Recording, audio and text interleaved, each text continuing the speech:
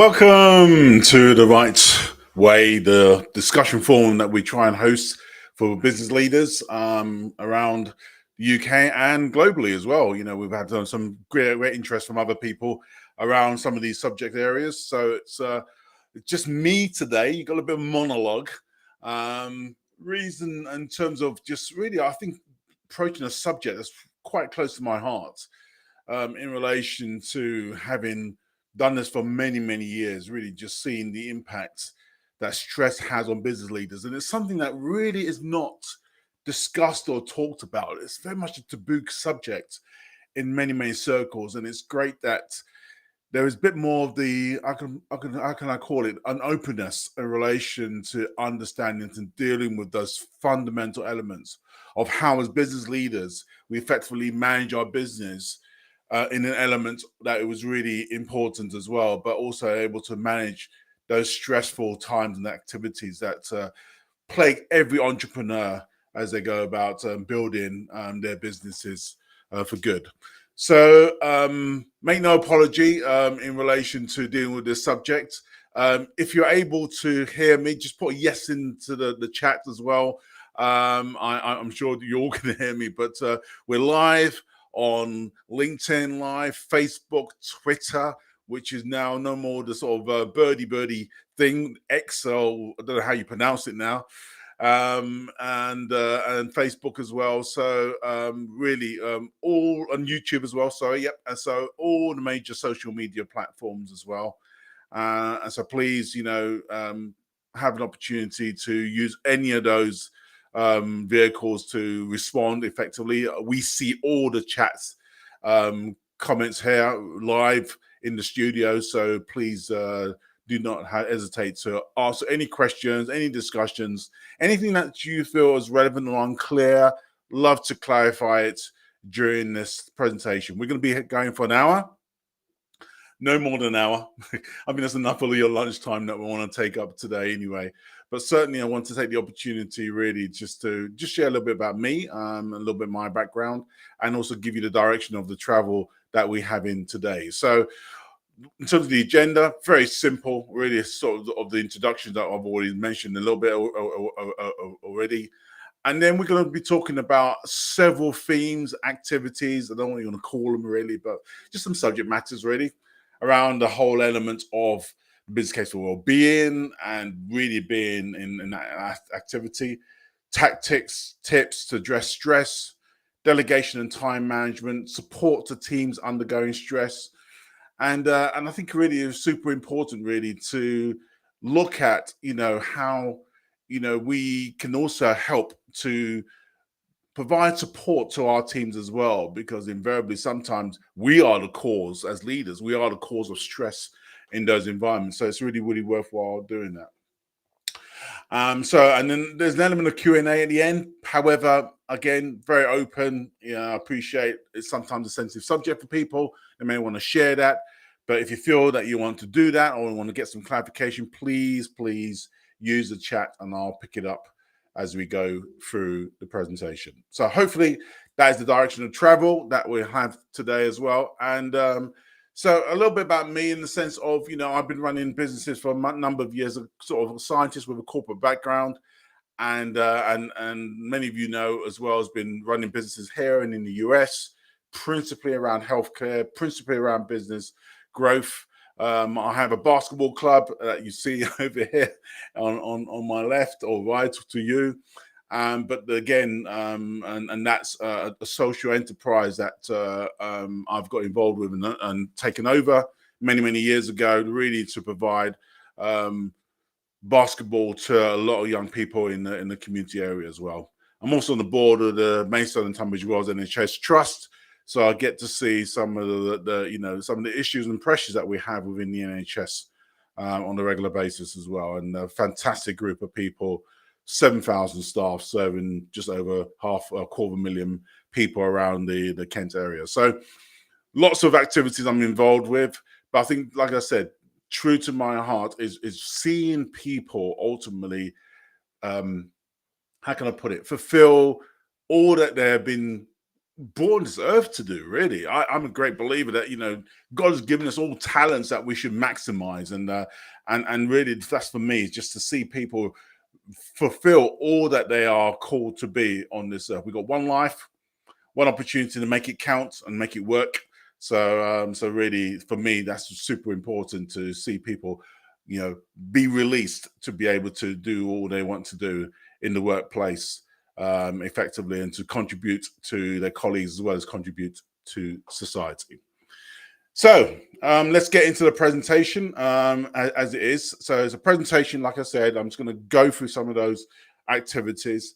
And if you feel that you need to, ask any questions as we go through, that's fine as well.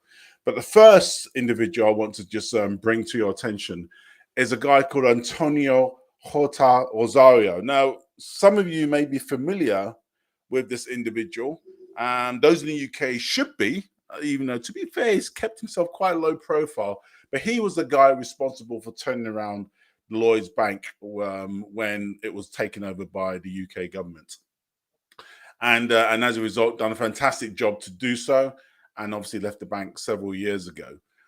But in the midst of that, he suffered a stressful episode to the point where it was really, really hard, massive burnout, depression, and got to the stage where he had to really convey those elements to his management team, or executive team, as they say.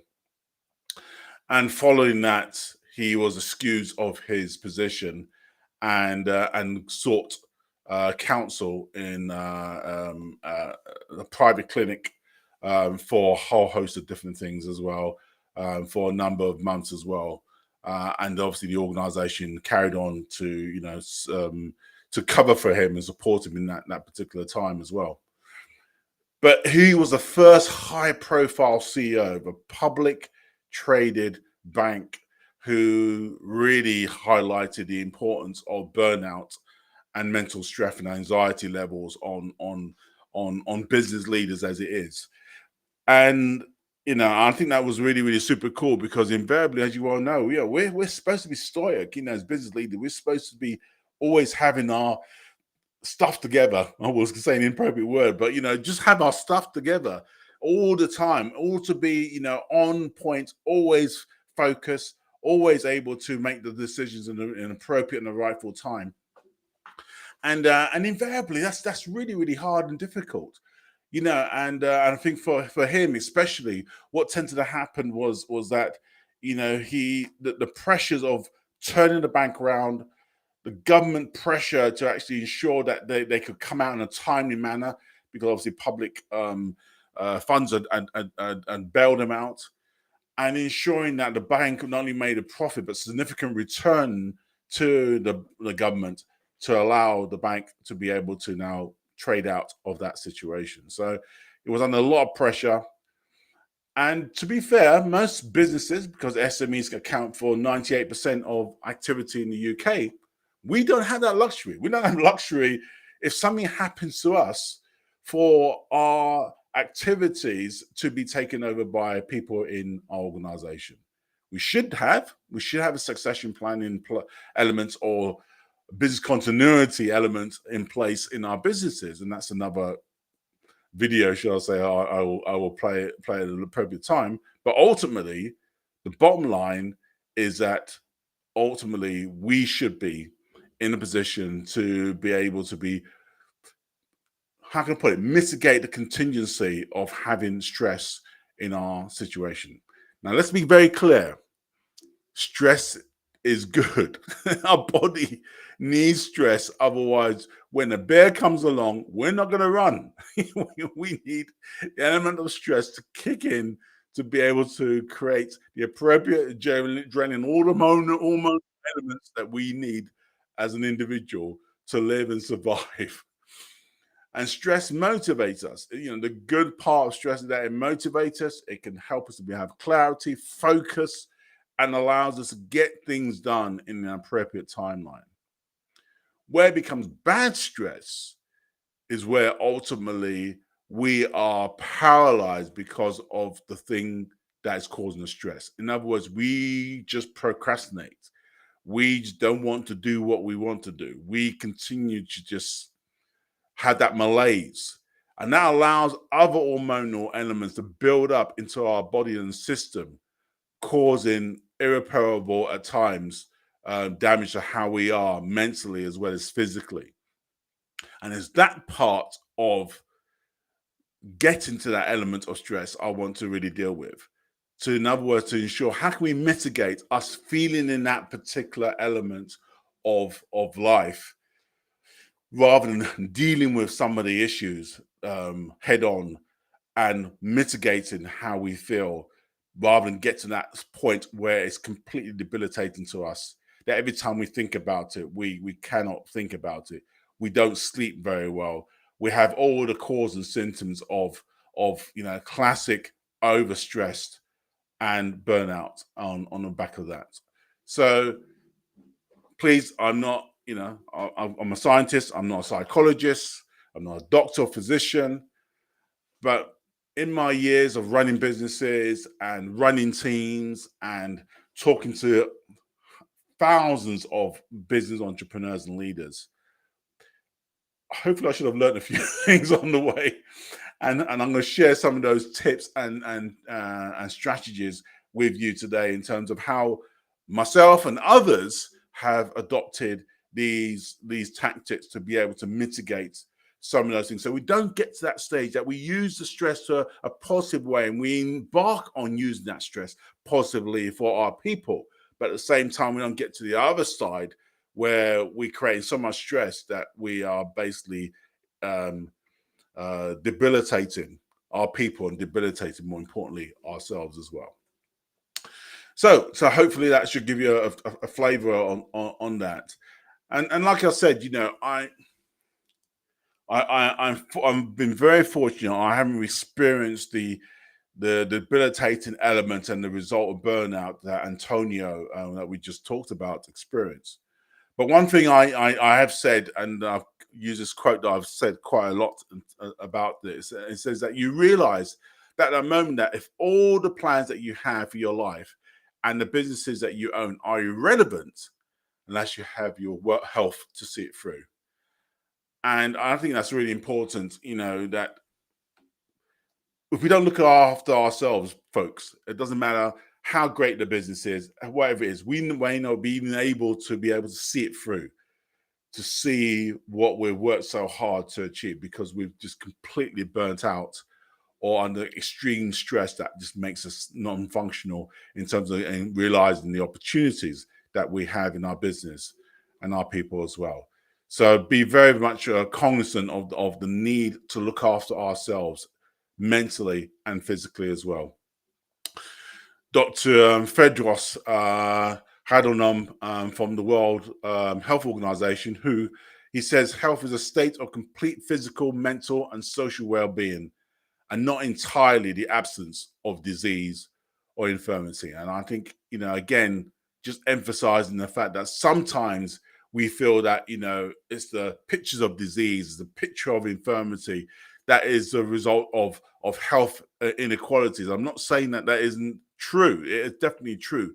But sometimes it's not the things that are seen. It's the things that are unseen that are the important aspect. And it's great that people are now recognizing the power that mental health, in terms of stress, depression, suicidal thoughts, really prevalent in men, especially young men. All those things, we don't see these things until they get manifest in destructive ways. So I just wanted to, just highlight that as well going forward. So in terms of the business case, I mean, crumbs. Do I need to go for the business case? But sometimes people really think, well, it's not so much. We're okay where I am in my business, etc. But in the UK, and this is an example, UK data, look at the stats. Horrendous. 141 million days. And that's 2018. I had to guess what it is in 2022. And, from 4.5 days per worker, imagine you got, your team around you somebody's taking 5 days of sick. Minor illnesses, musculoskeletal, mental health issues. Look at that, 12%. In other words, 1 in 10 people are suffering some sort of mental health issue. Stomach problems, 6%, gastro stuff, poor diet. And that's the cost of the UK economy, 77 billion. 77 billion. It's huge. And I think really, sometimes we don't appreciate that that's the cost of the economy, but also a cost to our businesses and to our profits. So imagine translating that as an example, because that is a snapshot, it's an average. Imagine translating that into your organization. You got 20 people, do the maths in terms of the makeup of those people suffering those sort of things. It is horrendous at times. And it's important as business leaders, we're not only thinking about ourselves, but also thinking about our teams as well and how we manage wellness in our teams too. But let me get back to the subject matter in turn. I just wanted to obviously give you that macro element in terms of the impact of health and wellness on our countries and communities, etc. But let's get back to the reality of being a business leader. And again, horrendous stats, horrendous. And it's really important for us to just bear in mind. And you may be having 1 or 2 of these things, or even, just several of them. I don't know. But if that's you, again, it's important that you look at those things and address them as quickly as possible. So 31%, 1 in 3 people struggle with mental health. 70%, because it's so hard, consider quitting. And that's increasing, and the resilience and the thought process of giving up is just huge for now, a lot of people. 30% experience anxiety and depression. 42% overwhelmed or burnt out. And 35% have trouble sleeping as well. And that's a big one as well. Sleep is the superpower of business leaders, I call it. It really is a superpower. I should put that down as a quote, shouldn't I? Another quote on mine. I cannot tell you the importance of sleep, and something that I've learned to appreciate over the last 10 years since following my illnesses 10 years ago. So, it's super important to get the appropriate rest that is required, that you need to be in tip-top condition, not only mentally, but also physically going forward as well.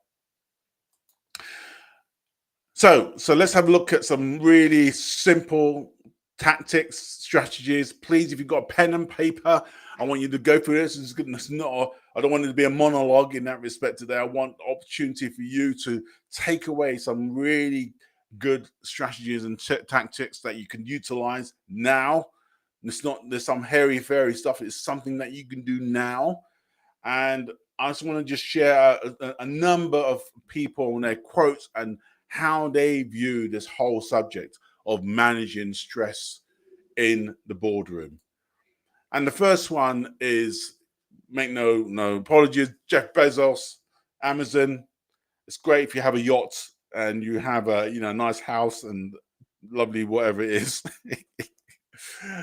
I'm sure you don't have to feel a lot of stress, but in the early days he had a lot of stress, believe you me.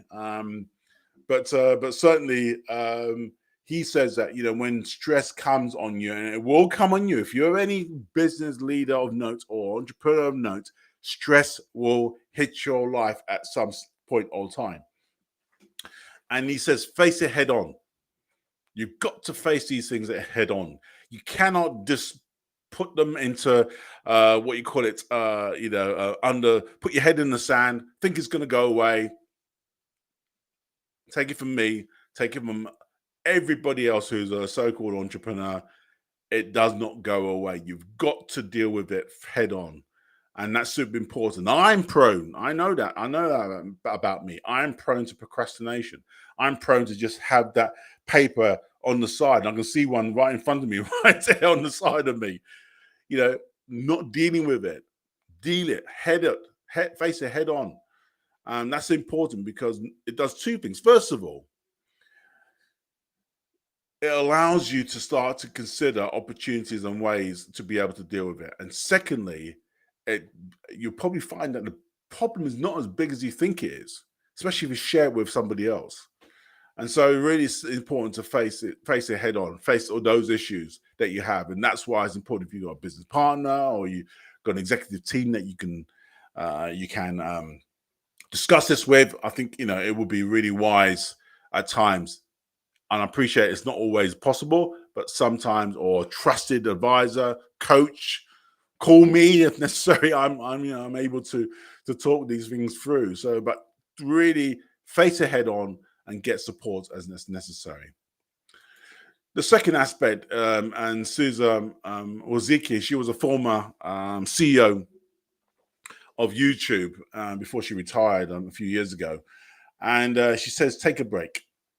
And those who know me will know that I'm a great believer in creating break moments in your day, in your week, etc., which allows your brain to reset. Sleep allows you to reset your brain, and that's how your brain works. It processes stuff in a different way. But rest, relaxation, hobbies, things that fill the soul, stuff, football game, music, whatever it is, really important to take a break, which allows you, again, your brain to reset, especially with those, and I'm a scientist by training, so I'm very much familiar when you're doing a lot of research, a lot of development, you can get stuck in your ways in terms of seeing things in a particular way. And I always resonate this anecdote to people when they talk about, well, I don't need to take a break, it's breaks for wimps type of thing. And I was talking about the eureka moment that Archimedes had. And the only reason that big scientific breakthrough came about was not because of him being in the laboratory at the university. It was about him being in a bath. He sat in the bath, saw the water rise, thought about his weight, thought about displacement, and then, hey ho, density. That's where ideas come. And many of you will attest of ideas coming from having a shower, having a bath, going for long walks, whatever it is. And I get my ideas from going on holiday. So again, it's only when your brain is looking and thinking in a different way that it resets itself. And that's where the creativity comes through as well. Super important. Now, Richard Branson, bless him, he talks about sweat it out as well. And the science is there, the ability for key hormones to kick in to manage and depress those stressful hormones is well documented, and I don't need to go into that anyway. And a lot of people use running, cycling, going to the gym, whatever it is, anything that physically gets your heart rate up, gets you into a sweat, or gets you into a situation where you are, working out. Again, I think it does several things. First of all, it gets your mind on the situation. So in other words, on your workout, on your running, or wherever it is. And more importantly, it depresses those hormones that are causing how you feel and how you perform. It really a big one for addressing mood swings. So please, if you are not physically active in that respect, even a simple walk or whatever it is, try and get the opportunity to get your body in a position where it's actually managing those stress hormones effectively as well. And the next one, that's me, really. I'm a great believer. Those who know me, I am just, I think if anything, leaders need to delegate effectively, but not lose control. And I think really sometimes one of the big impacts of stress in our own lives as leaders is because we fail to delegate, we fail to pass things on, we fail to really ensure that people understand some of the things that need to be done, and more importantly, give people an opportunity to develop in their own way as well. And so I'm a great believer in delegating effectively, but not delegating for the sake of delegating so you do not lose control. Because too many of us, we delegate, we think it's, and we get an update in terms of what's going on, And then the next thing we do, we take the thing back. Is that you? I'm sure you can put your hand up. We take the thing back. And I think that's the worst thing that we can do in any respect for delegation, because it demoralizes the person that we're delegated to. It demoralizes us because we now have to work extra hours to complete the task. Nobody wins. Nobody wins. And I'm going to drop you a couple of little hints around delegation later on in this presentation. But I think that's really important to bear in mind going forward as well.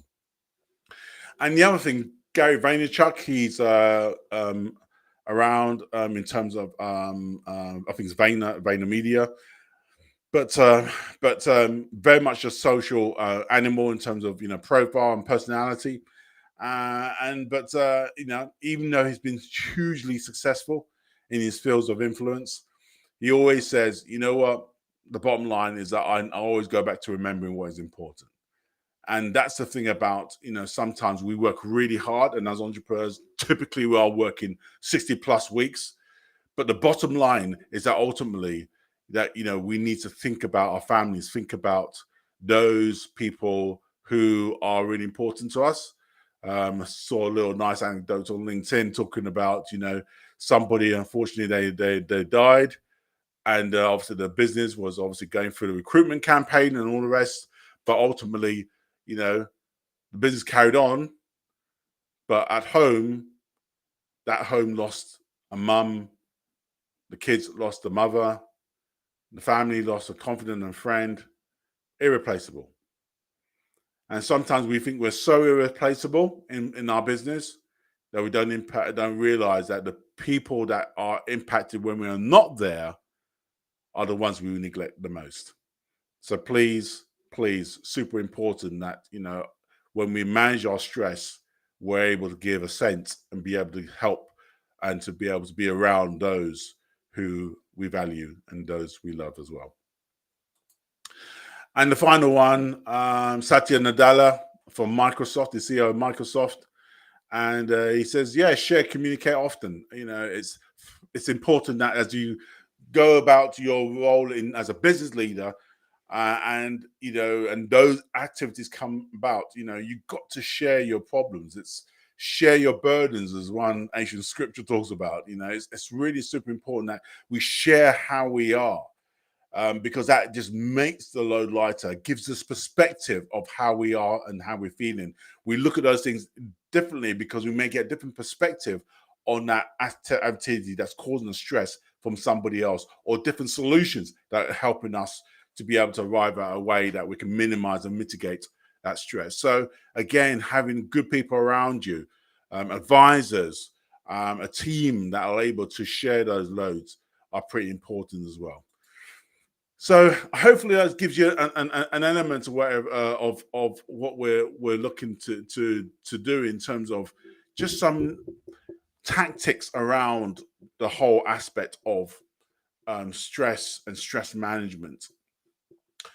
And like I said before, I don't want us to just go away and just, oh yeah, it's a nice little presentation. Please, it's really super important. I'm a great believer in applying these things. There's so much good stuff out there, and we sometimes just are consumers rather than doers. And so what I want you to do, let me go back to what we're talking about as well, in terms of those 6 elements that we talked about. And what I want you to do is write them all down, just briefly. If you've got 10 seconds, just write them all down, face it head on, take a break, sweat it out, delegate more, remember what is important, share, communicate often. And first of all, I want you to rank them 1 to 6. 1 to 6 being 1, I do that really well, and 6, I don't do that really well, or I can be better at it. So in other words, if you find that you're really good at taking a break, make it number 1. If you find that I don't share as often, I hold everything inside. That's the thing I do really, really badly. Make it number 6. And what I'd like to do is, you can either do 2 things. You either can, as I said in the slide here, focus on the top 2 for the next week. In other words, how can I be better at doing those things? Or better still, the things that you're not so great at, focus on those two and say, okay, for the next week, how can I improve those things are important? The best leaders, they know what they're good at. They become Olympian at those things that they're really good at. And they either delegate or they raise a competency to deal with the areas that they are not so great at. And I think that's an opportunity there that you should consider going forward as well. All right. So I just want to leave with you a couple of techniques that I believe are great in managing stress, tactics that you can employ today. Then that's something that Harry Fairy, whatever you have to go read and get a book and whatever it is. I'm going to show you what to do now. So this is something life-changing elements for me, and certainly for the people that I've coached and mentored. And I want to share them, and both of them around delegation techniques and time management. So let's touch on delegation techniques first of all, and we go from there as well. But I'm talking about delegation without losing control, and that's really important because we can sometimes delegate, and the next thing you know, everything goes pear-shaped a few weeks later, or whatever it is. But before I want to do that, I want to talk about this terminology called tester thinking. And what I mean by that is that the reason that sometimes that we find that we delegate and things don't get done properly, because we fail to take the time to really understand whether somebody has the skills, the competency, they understand the scope, they understand the parameters of what we are asking them to do. How many of you, and please, I'll put my hand up here as well, how many of you have gone about, as you rushing out the door, you say, such and such person, Mark, please, can you just do this, do that, and I'll get that done when I get back. And you're barking out the door, and you expect that individual to carry out what you expect them to do, with no reference to the scope, no reference to timescales. So the poor person is dropping everything to do that thing that you asked them to do. When in reality, you haven't asked them to do that. You just want them to be aware of it, but to do it in a timely manner, probably a few days later. But you haven't given them those details because you're so busy rushing out the door. So the first tip is you got to take time. You want to delegate it. You got to do it properly. You can't be rushing out of the door or barking to somebody else to tell somebody else about an activity and expect to get a workable and excellent result as a result of it. Just doesn't matter. This doesn't work, guys. Just doesn't work at all. So it's super important that you test the thinking. In other words, take time to really understand whether somebody's got what you're trying to say, ensuring that they've heard from you the scope, the timing, the result, the impact, what is required to ensure that certain things get done in an effective way as well. As Richard Branson rightly points out, he says, if you want to really grow as an entrepreneur, you've got to learn to delegate. And I cannot stress the importance of delegation in terms of your role as a leader and being an effective leader and being one of the best leaders. You've got to be able to delegate effectively and maintain control in that process as well. So and I can, again, please, if anybody wants to have this information going forward, I would love you to love you to just make a contact. The key thing is really ultimately, I can share this in a bit more detail, or you can give me a call or whatever it is. But the whole premise of delegation fits around 5 key questions: what, why, who, how, and when. And I think that's really, really super important to understand. If you had those key elements in your head around every time you discuss or you're looking to delegate, then it's really important as well. And I just want to go through each one of them very, very quickly. I'm conscious of our time's going. But so let's have a look. What, why, who, how, when. That's how you want to frame your discussion around those key headings in your discussion around delegation. And in terms of the what, identify what the project is, and more important, understand what the scope is, company-wide, local department. And I think what tends to happen is that when we tell people this is an important thing to do, there's no context in terms of how important it is in their work world. Because what's more important in your work world may not be necessarily important in their work world. So that discussion has an opportunity to say, okay, oh, really, it's important. How does that fit in with what I'm doing today? Is it super important that I need to drop this thing for a particular customer or activity so that I can focus on this or not? And that's the sort of discussion that is important to ensure. Therefore, that's why it's important to take time when you come to do these things. You know, you can't just bark out instructions as you leave the office. It just doesn't work. And then obviously the why. Maybe some cost savings, maybe some impact on the business that, you know, these individuals that you're delegating to may not be aware of, but it's important that you communicate why it is important as well. And then the next thing as well, in terms of who's to be involved in the project or task, you may have some ideas in terms of what they may do, but, you know, ask the individual, you know, who can help you or support you. Or you may want to say who's best placed to, you know, that person should be talking to as well to get more clarity around the task and to make it easier for them to execute. But this is a bit one. This is an important one. This is a bit where the test of thinking process comes into play, because the question to ask the individual is, how do you think you're going to do this one? What are the processes that you're going to undertake to achieve this task?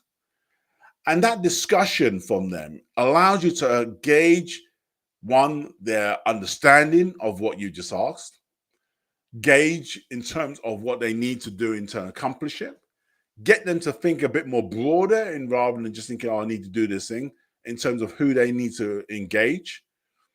And more importantly, the activity in relation to the process or the project management element stages that are required to fulfill that task and complete the task, because you know it intuitively. You know it. You may have done it millions of times before, and that's why you're so hesitant to want to delegate. But in this case, it's really super important that you're able to, you know, to listen, understand, and have that discussion with them. Well, you know, okay, I think that's quite good. You know, but what about this and what about that? Not because you don't want them to be a clone of how you do it. You may find, and I found this to my joy, to be fair, and many times I found that, you know, when you sometimes give people an opportunity to come up with a way of doing things, they come up with stuff that's better than you, because you may have done it 20 years with particular techniques, apps, whatever it is. But now there are better ways of executing things, faster ways of executing it. And you have privilege to have that information. The people around you will do. And therefore they can look at an opportunity to be able to say, well, you know, I think we can do it this way. Or we can utilize this technique or use this agency or whatever it is to get the task done quicker. And therefore that testing and thinking element allows you to have that dialogue and discussion, understand the risk associated with doing it in that new way, and ensure that you mitigate the risk, especially if it goes a bit pear-shaped. Okay, what's plan B if that one doesn't work out? So it's super important to have that discussion going forward as well. And the next one on the list here is the when. And I think that's important to have those deadline dates agreed. Not because you want to just keep control on what's going on. And yes, you want to keep control. Absolutely, you want to keep control. But the thing about it is that if you don't set timescales in, things drift. People lose focus of what exactly the scope that you set to them in the first place. And the interim review dates are super important because it allows you to assess where things are in the project. And because of your experience, it's more likely that you'll see at the particular interim date, if certain things are not done, you can say to yourself, crumbs, this thing is not going to happen. Do I need to step in or not to support this individual making it happen? Now, I appreciate that's the last thing you want to do. But ultimately, it gives you the opportunity to salvage a task that is probably critical to the company, especially if it's going a bit pear-shaped. You can put on your red trousers, or sorry, shorts, and your cape, and you can dive in and sort it out. But until then, you can have the discussion in terms of, okay, right, it's a bit behind. What can we do to bring it back on track? So at least you're aware of what's going on, because invariably what tends to happen, as you well know, you give a task. Remember that picture I gave you. You're going out the door. You're barking out some instructions to somebody. You come back in a week's time from a business trip or whatever, a holiday. You come back and the question you ask, what's happened to that task? And your mood and the other individual mood changes when somebody says to you, well, we didn't get it done because of this, because of that, and we had these other priorities and focus and blah, blah. And of course, clearly you blow a fuse. So what I'm trying to say is that having those interim dates, which allows you to rescue things before they finish, or there's a task completion date on them, means that you're able to rescue things if necessary. Ideally, you don't want to do that, because it's an opportunity for an individual to learn and to be stretched in terms of their ability to get some key strategic objectives completed. But more importantly, you don't want to lose control where you have this report, you just report to be available for the board meeting the next day, and it's not ready, or the data is not ready to be put into a report.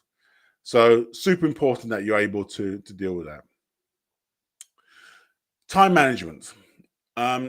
Last technique before I just wrap up already as well, and a couple of sort of things before we go. But I just want to just talk about time management. For me, that's been a bit of a game changer. Delegation, these two keys or skills have been game changers for me to help me to manage my time and stress that I have in the roles that I've undertaken as well.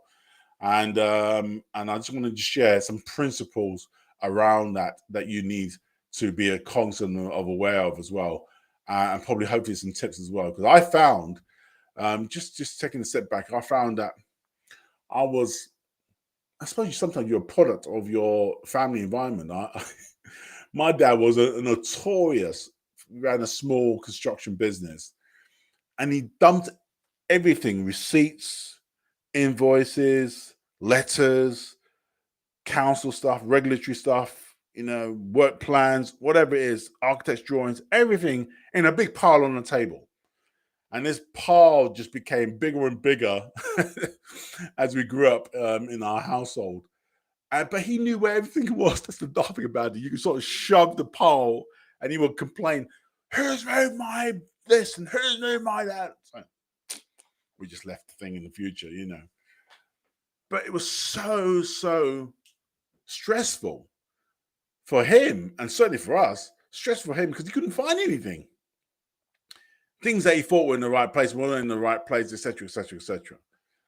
And I think for me, when I started my career and it was in more research and development, it was really clear after the first few months, I can't work that way. It was clear that I adopted some of those draconian type, practices into my work culture and discipline, and that caused me a lot of stress. I couldn't find stuff.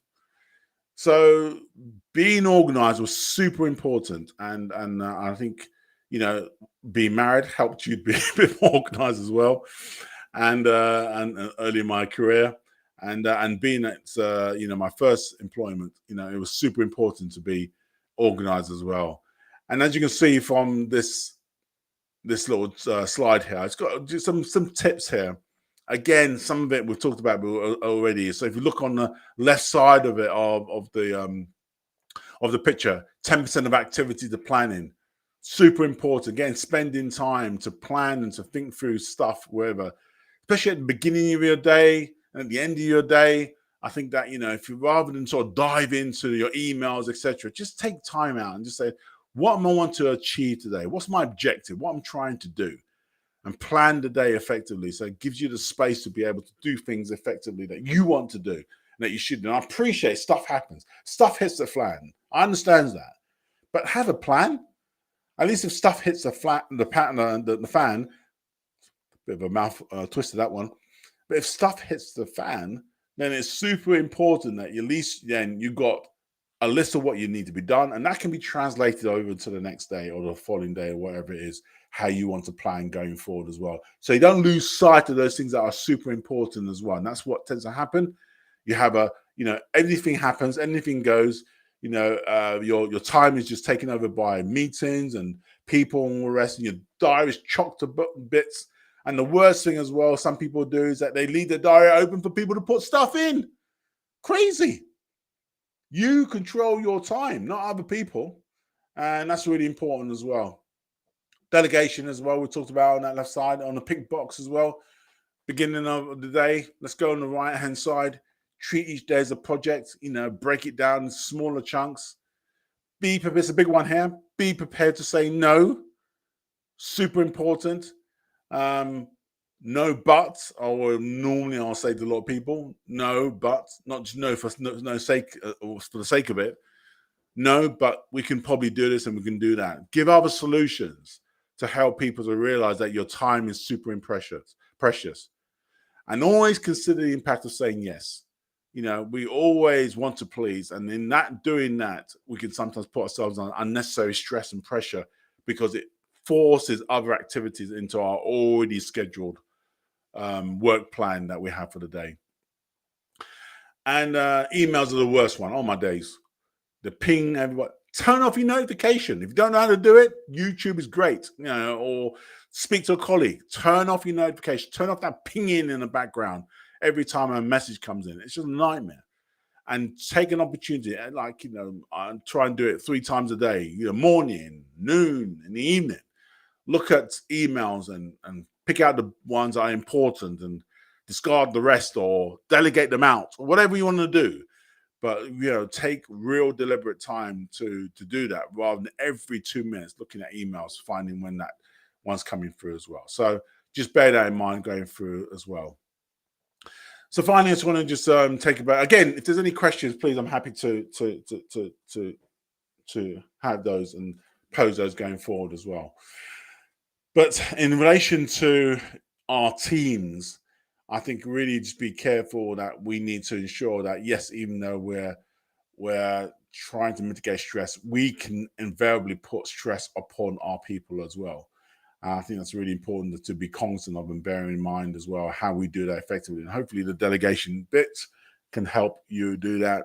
Being a bit more organized can also help you as well. And leaving space in your diary that you can able to provide opportunities for coaching and mentoring your people. I think that's really important going forward as well. So, it's all those sort of things that's really important that to get involved with as well. But physically and mentally, again, just looking at the whole aspect of ensuring you and your people healthy food, exercise, regular breaks, lots of water. That's something I learned hard way, unfortunately, before I had my illness as well. Physical checkups. And on the mental side, someone to talk to. Really important if you're workaholic, 20 hours a day, on work, it's not good. You've got to have things that take your brain away to allow you to think of things in a different way. Taking holiday is super important, something that I've done. I've diarized. You have to diarize holiday. You can't just let it happen. You have to put it in your diary. If it doesn't happen, don't put it in your diary. It's not going to happen. Believe you me, taking it from me. And again, finally, the sort of workplace of this future, really, I think really, we want a productive workforce, lower turnover, fewer accidents, because at the end of the day, it really does 2 things. First of all, increases your bottom line. We've seen that before. People off sick, it has a big impact on the rest of the team. They're off sick. So, by having everybody motivated and on board, our bottom line, our profitability improves no end. And more importantly, we get fewer litigation cases. And we've seen a lot of people now taking employers to court for overstress, overburden, discriminatory stuff, because of just people picking on people, whatever it is. I think it really is important that we consider, well-being culture and practices in our organization. That's super important as well. So a couple of actions I want you to take away, really. Again, work out where your times currently goes. I think that's important. Sometimes we don't appreciate if we really break it down, whether it's admin, customer focus, internal development of teams, whatever it is, break it down, because I think you'll find that you're spending less time doing the things that are really going to push the business forward, whether it's strategic thinking, whether it's working with customers, whether it's developing key people in your team, leadership team. Some of those things are invariably not adhered to because we're so busy doing other stuff. So do a little bit of an inventory of your week and find out where your time is and where your focus is, because you'll find that hopefully, you can delegate some of those things, as well as obviously, discard those things for the future and put in the things that are the activities in your week that are really going to drive the business forward, and develop your team as well. So, very lastly, very quickly, I did a little bit on organizational resilience, because I think the only reason I put this up, and a little definition there as well, is that I really do feel that businesses will be under a little bit more pressure over the next 18 months as well. We've still got inflation reasonably high, interest rates are high. The workforce is hard to get good people. So things are reasonably tough, and that resilience in your organization to take any shocks, anything else that may come upon, you as an organization is super important going forward as well. So I just want you to bear that in mind as well, and ensure that you are, focus on looking after your people, staying close to your customers, and focusing on the things that are good for you in terms of managing and your stress, because there will be a time when things may get more stressful, and you need to ensure that your people are developed effectively to be resilient in those times, but also you are resilient in terms of you managing your stress, especially when it has taken a notch up, as we've seen over the last 12 months as well.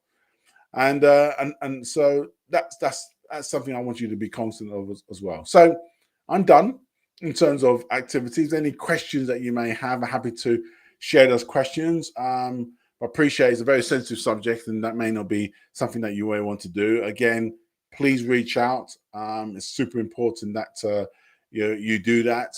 And I say, in terms of contacting us, I think really, please, do not delay.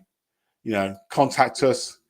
We want to be there for you in these difficult times as well. We have the book as well, 10 Commandments of Business Growth, that goes into some of more details of it. It's the one that I made earlier. It stays on Amazon.